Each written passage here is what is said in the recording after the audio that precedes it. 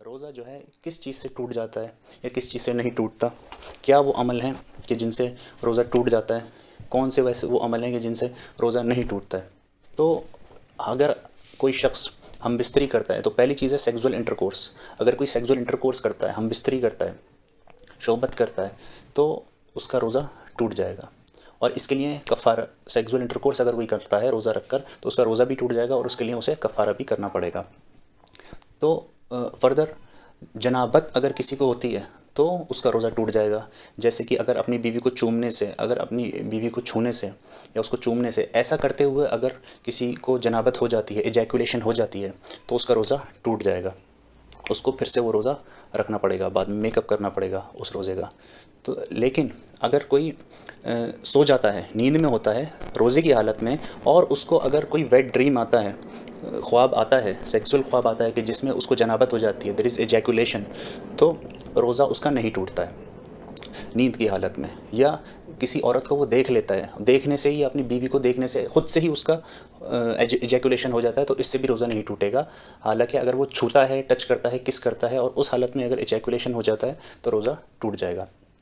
Further तीसरी चीज़ कि खाना पीना, अगर कोई खाता पीता है इंटेंशनली, अगर कोई खाता पीता है, जानबूझकर खाता पीता है, तो रोज़ा टूट जाएगा। लेकिन अगर अनजाने में भूल से अगर कोई खा पी लेता है तो हदीस में आता है ये ऐसा है कि अल्लाह ने उसको खिला पिला दिया, अल्लाह ने उसको खिला पिला दिया। अगर भूल से अगर कोई इंसान खा पी लेता है तो ये अल्लाह की तरफ से है, अल्लाह ने जैसे खिला पिला दिया, तो उसका रोज़ा नहीं टूटता अगर वो भूल चूक से खा ले।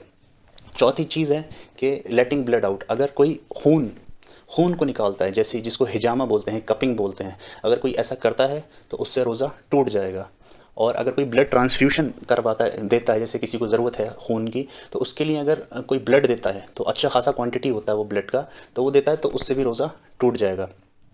बहरहाल अगर किसी ब्लड टेस्ट के लिए जिसमें बहुत थोड़ा सा खून चाहिए होता है तो उससे रोज़ा नहीं टूटता। या किसी को चोट लग गई, उससे ख़ुद से खून निकल गया थोड़ा बहुत, तो उससे नहीं टूटता है रोज़ा। नाक से किसी के खून निकल गया, इससे भी रोज़ा नहीं टूटता है। इन चीज़ों से रोज़ा नहीं टूटता है। फ़र्दर अगर कोई वॉमिटिंग इंटेंशनली करता है, ख़ुद से करता है, मतलब प्रोड्यूस करता है उंगली डालकर या कैसे भी, और कर देता है उल्टी, तो उससे भी रोज़ा टूट जाता है। लेकिन अगर उल्टी किसी को खुद से आती है तो उससे रोज़ा नहीं टूटता है। तो ये सारी चीज़ें हैं कि जिसमें रोज़ा टूट जाता है और नहीं भी टूटता जिन चीज़ों से, वो मैंने मुख्तसरन आपको जो है बता दिया।